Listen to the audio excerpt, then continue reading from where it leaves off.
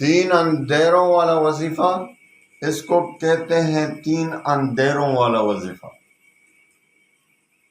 تین اندھیروں والا وظیفہ اس کو کیوں کہتے ہیں یہ بھی میں لیکن یہ وظیفہ ایسا ہے کہ یہ کسی خاص کام کے لیے نہیں، بلکہ آپ کو جو بھی حاجت درپیش ہو تو 3 دن میں انشاءاللہ آپ کی حاجت پوری ہونا ہے۔ وکفا وسلام علی عبادہ الذین اصطفیٰ، اما بعد فاعوذ باللہ من الشیطان الرجیم، بسم اللہ الرحمن الرحیم۔ السلام علیکم ورحمۃ اللہ وبرکاتہ۔ آج میں جو آپ کو ایک انتہائی خاص الخاص آزمودہ وظیفہ بتا رہا ہوں کہ اگر آپ نے ساری زندگی کوئی حاجت ہے، آپ کی کوئی مشکل ہے جو حل نہیں ہو رہا، یہ نہیں کہ فلاں مشکل فلاں حاجت، بعض وظائف ہوتے ہیں جو خاص مقاصد کے لیے ہوتے ہیں، یعنی بعض جادو کے لیے ہوتے ہیں، بعض جنات کے لیے ہوتے ہیں، بعض مال و دولت کی پریشانی ختم کرنے کے لیے ہوتے ہیں، لیکن یہ وظیفہ ایسا ہے کہ یہ کسی خاص کام کے لیے نہیں، بلکہ آپ کو جو بھی حاجت درپیش ہو تو 3 دن میں انشاءاللہ آپ کی حاجت پوری ہونے والی ہے۔ تین اندھیروں والا وظیفہ، اس کو کہتے ہیں تین اندھیروں والا وظیفہ۔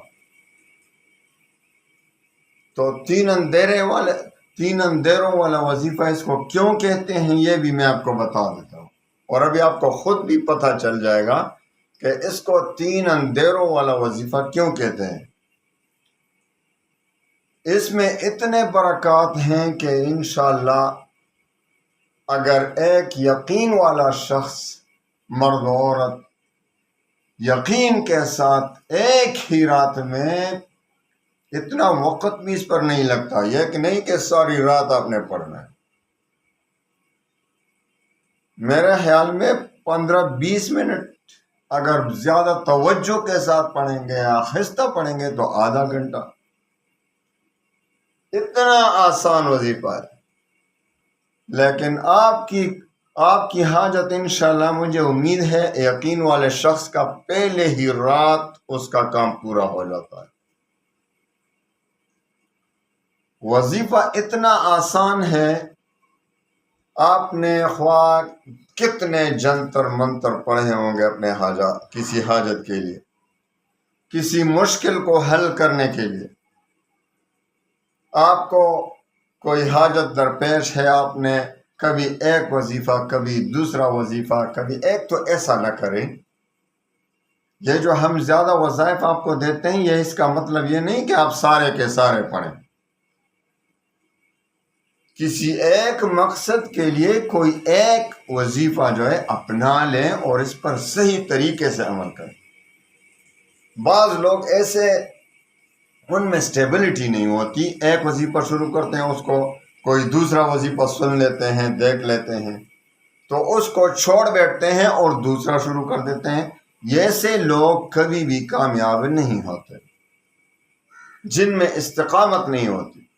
استقامت بہت بڑی چیز ہے کامیابی کے لیے، بلکہ شرط ہے۔ اور میرا وظیفے کا اجازت بھی عام ہے، کمنٹ میں برائے مہربانی کمنٹ میں وظیفے کی اجازت نہ مانگا کریں۔ بس 2 شرطیں ہیں، ایک نماز کی پابندی، 5 وقت آپ نے نماز پڑھنی ہوگی۔ دوسری شرط، رزق حلال کی طلب کریں، کوشش کریں کہ رزق حلال حاصل ہو آپ کے لیے، آپ کے بچوں کے لیے، حرام سے بچ کر رہیں، تو پھر آپ کو اجازت ہے ان 2 شرطوں کے ساتھ۔ تو شروع کریں، آپ کو جو بھی آپ کو کوئی حاجت ہو تو رات کو عشاء کی نماز کے بعد جس وقت بھی آپ چاہیں، لیکن تہجد کے وقت بہت بہتر ہے کہ سب سے پہلے خوب اچھی طریقے سے وضو کریں، وضو کرنے کے بعد 2 رکعت، اگر تہجد کا وقت ہے تہجد کی نماز پڑھیں جتنی مرضی، 2 رکعت، 4 رکعت، 6 رکعت، 8 رکعت، 10، 12۔ آخر میں 2 رکعت صلاۃ حاجت کے پڑھیں، لیکن یاد رکھیں کمرے میں اندھیرا ہو، یعنی لائٹ آف ہو، اور دوسری بات ایک رومال اسی طرح کا کوئی لے کر اپنے سر پر ڈالیں گے۔ تو یہ میں نے جو کہا نا 3 اندھیروں والا، اس کو تو میں نے کہا آپ کو کہ اس کو 3 اندھیروں والا وظیفہ کہتے ہیں۔ ایک تو رات کا اندھیرا، دوسرا کمرے کے اندر اندھیرا، یعنی آپ کو لائٹ آف کرنا ہوگا، اور تیسرا اندھیرا اس رومال کا جو آپ کے سر پر بالکل آپ اپنے آپ کو ڈانپ لیے ہوں آپ نے۔ تو 3 اندھیروں کے درمیان یہ وظیفہ پڑھنا ہے۔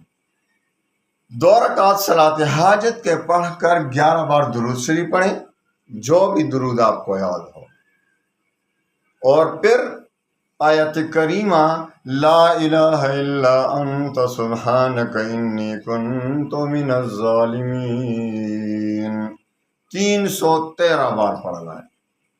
لیکن یاد رکھیں جب 100 بار پڑھیں تو اس کے ساتھ ملائیں فَاسْتَجَبْنَا لَهُ وَنَجَّيْنَاهُ مِنَ الْغَمِّ وَكَذَلِكَ نُنْجِي الْمُؤْمِنِينَ۔ ایک بار اس کو اس کے ساتھ ملا لیں، پھر پڑھتے جائیں لا الہ الا انت سبحانک انی کنت من الظالمین۔ پھر جب 200 بار پورا ہو جائے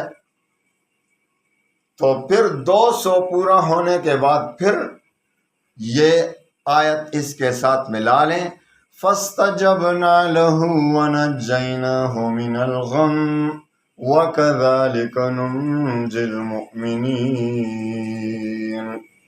پھر آیت کریمہ شروع کریں لا الہ الا انت سبحانک انی کنت من الظالمین۔